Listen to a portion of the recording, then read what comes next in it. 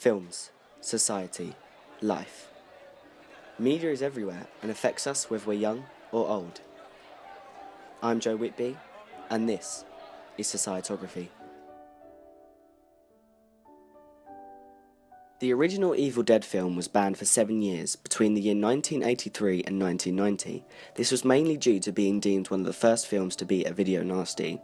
It was criticised for being violent by the press and commentators on TV.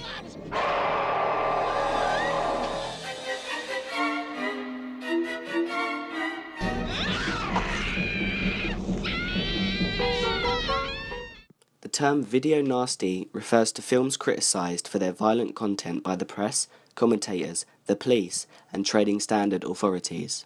Although Evil Dead was removed from the official video nasties list, the film's release was still postponed to the year 1990. Whiplash has been a really good film recently. It's about this drummer who pushes himself to be the best, and for me it's kind of a story about how much can you take before you break under pressure. And it kind of relates to the film Black Swan, because they're both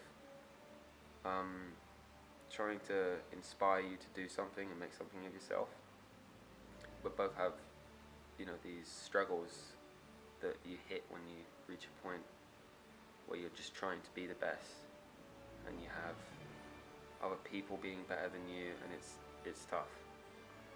And that related to me because I do want the best for myself, and I do want to push myself, but there is a limit, and it does show it through the film.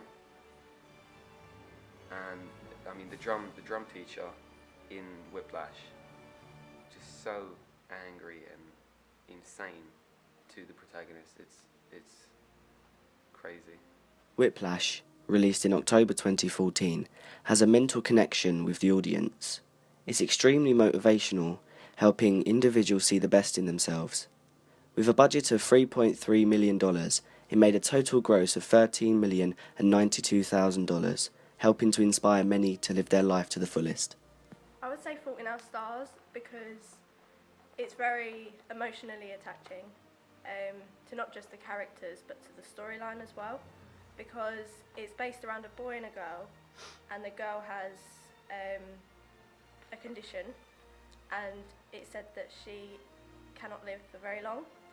She meets a guy and he ends up with cancer, and instead of it being predicted as her dying, he dies instead, and she attends his funeral. And I feel like that's very touching in a way, because it represents that no matter who you are, where you live, your conditions of living, you may not have long left to live, and I found that very touching.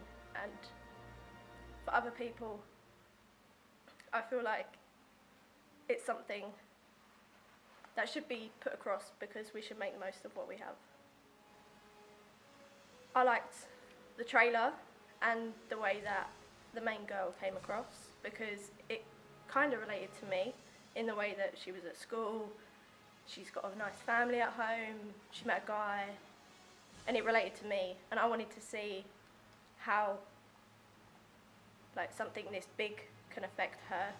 Based on the book by John Green, The Fault in Our Stars was released on the 4th of June 2014 and has made over 10 times the amount originally budgeted. Films over the years have changed dramatically in terms of both sexual aspects and society matters. For example, Psycho, released in 1960, directed by Alfred Hitchcock, was banned in the UK for suggesting violence. This was very extreme at the time. A lot of controversy surrounds the iconic shower scene, as it shows a lot of human flesh, which was seen as revealing and inappropriate.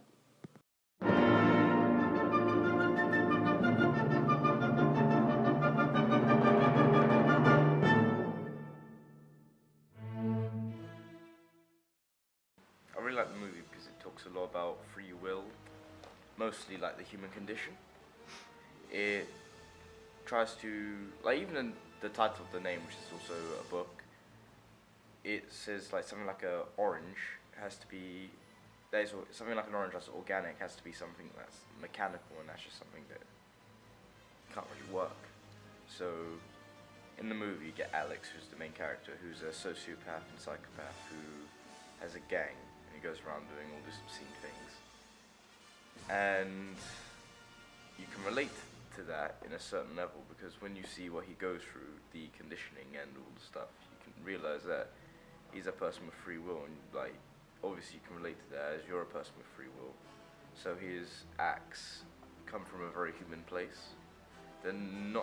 They are evil, but in a sense where to him it's not evil. He's not reveling in the fact that he's a bad person. As you can see, people are affected by media and films, whether it's a small production or a worldwide one. Filmmakers try and get the best reaction out of their audiences. I hope you enjoyed, and that is Societography.